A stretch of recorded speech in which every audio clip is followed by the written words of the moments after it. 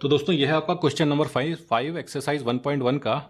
ठीक है, और यहाँ पे हमसे कहा गया है use Euclid's division lemma to show that the cube of any positive integer is of the form 9m 9m+1 और 9m+8। ठीक है, तो पिछला जो क्वेश्चन था क्वेश्चन नंबर 4 उसमें कहा गया था square of any positive integer. यहाँ पे बस इतना सा फर्क है, स्क्वायर की जगह क्यूब कह दिया गया है। ठीक है, तो प्रोसेस वही सेम रहेगा, बस हम स्क्वायर की जगह अब क्यूब करेंगे। ए स्क्वायर करेंगे, ए स्क्वायर किया था उसमें, इसमें ए क्यूब करेंगे। ठीक है, सबसे पहले हम अपना यूक्लिड डिवीजन लेमा लिख लेते हैं। यूक्लिड्स डिवीजन क्या है? Euclid division lemma a is equal to b q plus r. ठीक है, यहाँ पे आर की वैल्यू क्या होगी? ठीक है, साथ ही साथ a comma b are positive integers and a is greater than B.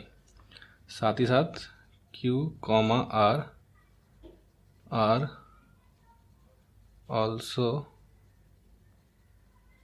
Positive integers.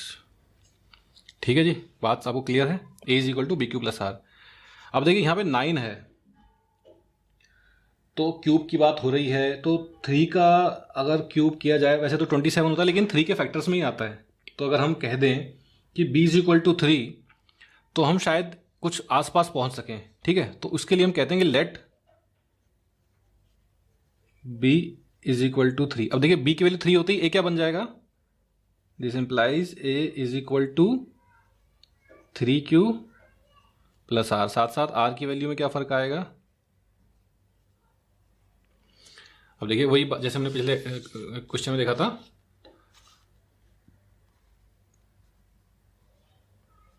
b था हमारे पास, ऐसे था, लेकिन b हमने कह दिया 3 है।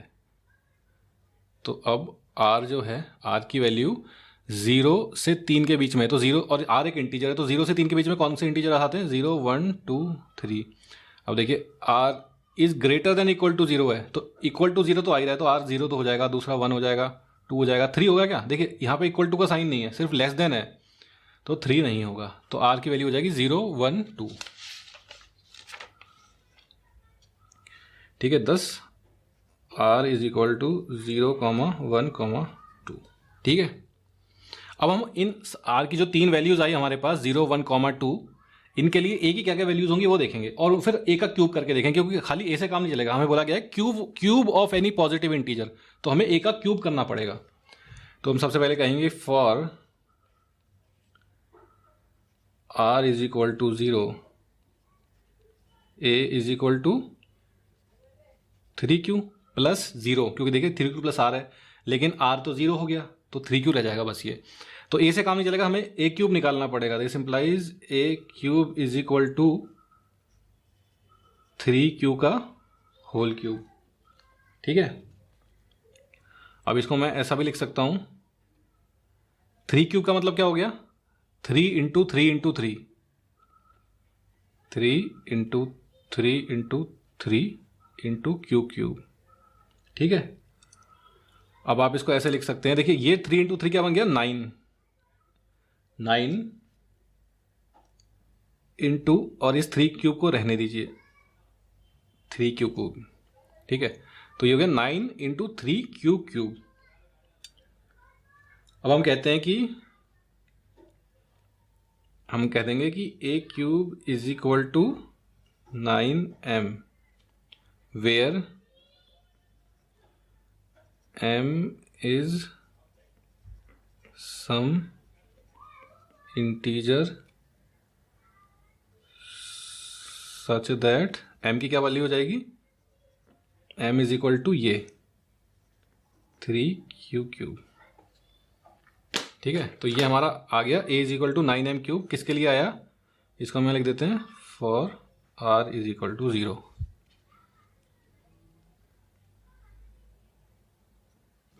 ठीक है,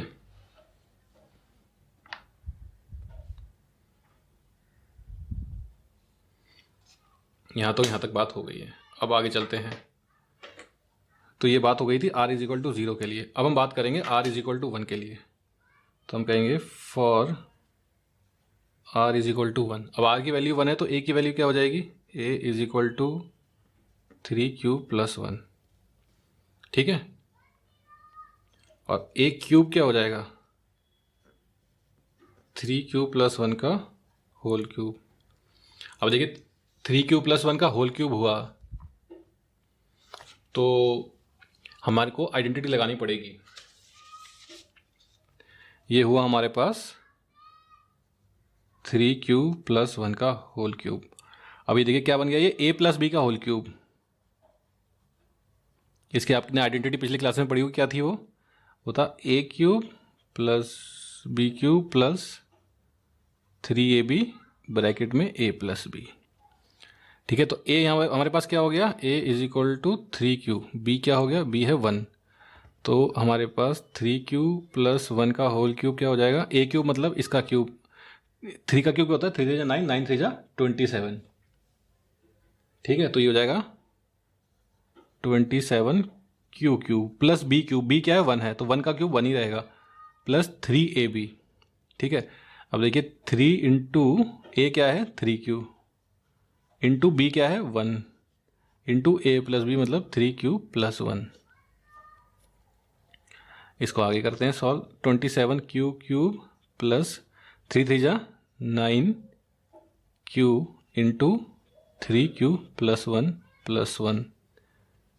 27q क्यूब 9 3 27q स्क्वायर, ठीक है, प्लस 9q प्लस 1। तो हमारे पास 20, ये किसकी वैल्यू हो गई, 3q प्लस 1 होल क्यूब की। 27q cube plus 27q square plus 9q plus 1। ठीक है, ये a plus b whole cube लगाने से आ रहा है हमारे पास।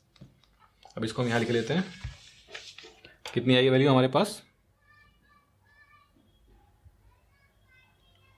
ये हमारे पास वैल्यू आई है 27q cube plus 27q square plus 9q plus 1। ठीक है, यहाँ तक कोई डाउट नहीं होना चाहिए, सिंपल ही। अब ये हम कुछ कर नहीं रहे ज़्यादा, सिर्फ क्यूब यू पिछली क्लास के अगर आपको आइडेंटिटीज़ याद हैं तो बहुत इजीली आप इसको कर सकते हैं।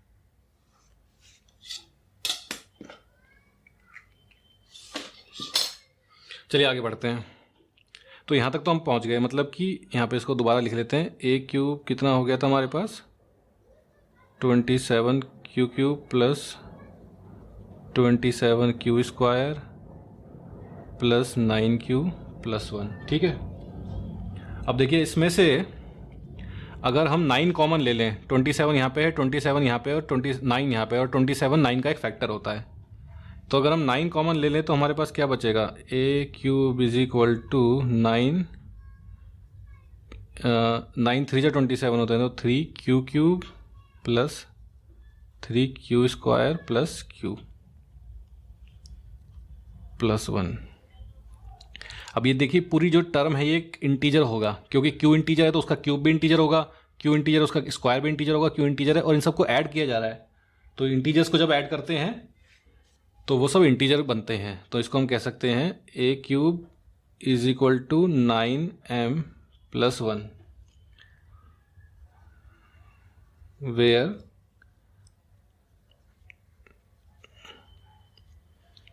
m is an integer such that m is equal to, m की वैल्यू क्या है 3q cube plus 3q square plus q। ठीक है, ये हमारे पास किसके लिए आ गई value, for r is equal to 1। तो दो वैल्यूज हो चुकी है हमारे पास। अब जो तीसरी और आखिरी वैल्यू है r की वो देख लेते हैं। For r is equal to 2, a is equal to, देखिए a की वैल्यू क्या थी 3q प्लस r 2 हो गया तो a क्या बन गया 3q प्लस 2। लेकिन हमारा a से काम नहीं चलेगा, हमें चाहिए a क्यूब क्या हो गया 3q प्लस 2 का होल क्यूब। ठीक है, तो फिर आइडेंटिटी लगेगी 3q प्लस 2 का होल क्यूब। आइडेंटिटी क्या थी, ये थी। इसका मतलब a क्यूब, a क्या है 3q, तो 3q का क्यूब प्लस b क्यूब मतलब 2 का cube plus 3ab, 3 into 3q into 2 into 3q plus 2। ठीक है, तो ये कितना बन जाएगा, 3 का क्यूब होता है 27 और q का क्यूब 2 का क्यूब होता है 8। अब देखिए 3 3 जा 9, 9 2 जा 18, 18 3 जा 54। ठीक है, 54 और q यहाँ तक, q यहाँ तक 54 क्यू स्क्वायर प्लस 3 3 जा 9, 9 2 जा 18, 18 2 जा 36। ठीक है, तो कितना बन गया हमारे पास, 3 क्यूब प्लस 2 का whole cube 27 q cube plus 54 q square plus q आएगा ना, देखिए यहाँ पे क्यू था 36 क्यू प्लस 8। ये आइडेंटिटी लगाने से आया हमारे पास। ठीक है, तो हम इसको लिख सकते हैं इज इक्वल टू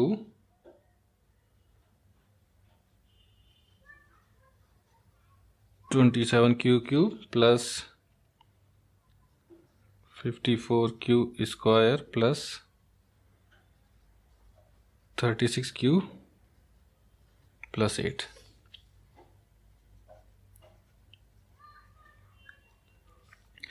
अब देखिए ये 9 का फैक्टर है, ये 9 का फैक्टर है, ये 9 का फैक्टर है, तो मतलब 9 कॉमन आ सकता है। 9 कॉमन आ गया, 9 3 जा 27 तो 3 क्यू क्यूब, 9 6 जा 54 तो 6 क्यू स्क्वायर, 9 4 जा 36 तो 4 क्यू प्लस 8। अब देखिए क्यू है इंटीजर, तो क्यू का क्यूब भी इंटीजर होगा, क्यू है इंटीजर तो क्यू का स्क्वायर भी इंटीजर होगा, क्यू तो इंटीजर है ही, और ये सब इंटीजर्स होंगे, तो सब इंटीजर्स को ऐड करेंगे तो ये पूरी जो टर्म है ये भी इंटीजर होगी। तो हम इसको कह सकते हैं this implies a cube is equal to 9m plus 8 where m is an integer such that m की वैल्यू क्या है 3q cube plus 6q square plus 4q। ये किस लिए आए हमारे पास, for r is equal to 2। ठीक है, तो हमारे पास एक क्यूब के लिए तीनों वैल्यूज आ गई हैं। क्या क्या आ गई हैं, 9m प्लस 1 और 9m प्लस 8। और क्वेश्चन में हमसे यही पूछा था, use Euclid division lemma to show that the cube of any positive integer is of the form 9m plus 1 और 9m प्लस 8। ठीक है, तो हम कह सकते हैं 10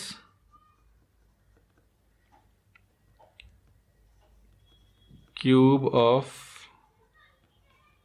any positive integer is of the form 9m plus 1, 9m plus 8।